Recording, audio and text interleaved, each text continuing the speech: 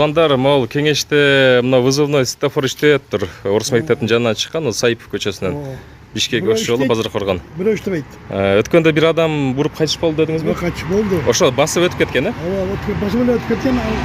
Жан болду. Жактан келип буруп кеткен, Буруп кеткен. Аха. Азыр. Вызовной иштеген мезгилде дагы текшерип турган өткүлө тургандар.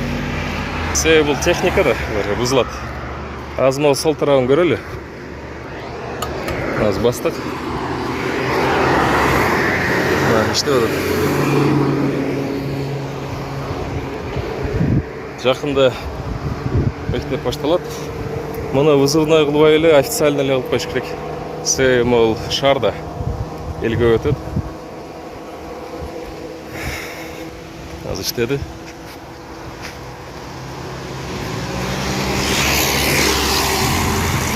Азыр бул жагын көрөбүз.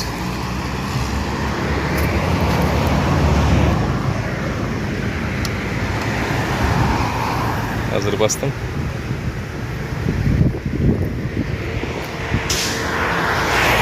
Yok. İşlegen yok. Yaşıl boyunca öyle turат. Basıp koyup anan işte o da ötüp kettirdi jana kişi. Onu remonttaş керек. Remonttаган учурда дагы бузулуп калышы мүмкүн техника. Ошончо сөзсүз алдын ала карап текшерип аны өткүлөт. Балдарга дагы дайындап койгула, окуучуларга. Бул жерге жер асты же үстү көпүрө болот, бирок ал болгучу штраф видеокамера келгиче ошондо өтүп турабыз эми.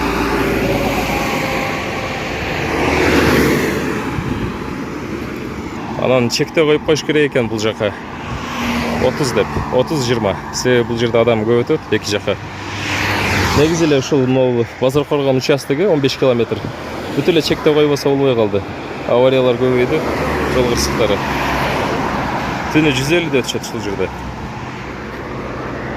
Азырда бир аз жайыраак дегенде дагы 100 өткөндөр аз эмес.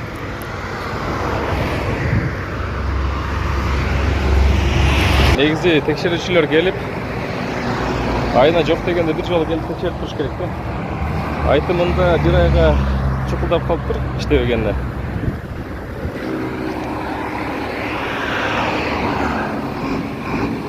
Наркы бетін күйбөй эле калыптыр.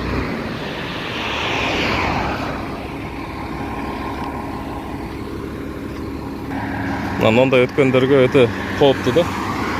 Себеби булар азыр убагын карап, моментти пайлап туруп өтөт. Башка учурда өтө албайт. Мына КамАЗдын ылдамдыгын карагыла. Андай чоң ылдамдыкта келди.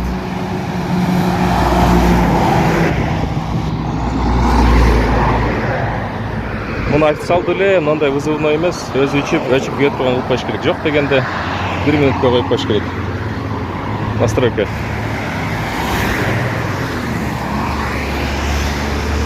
Мына көчөдө чыккандар туруп калышат. Бул жактан мектеп окуучуларын ташташат, пробка болуп кетет кээде. Ушул жак.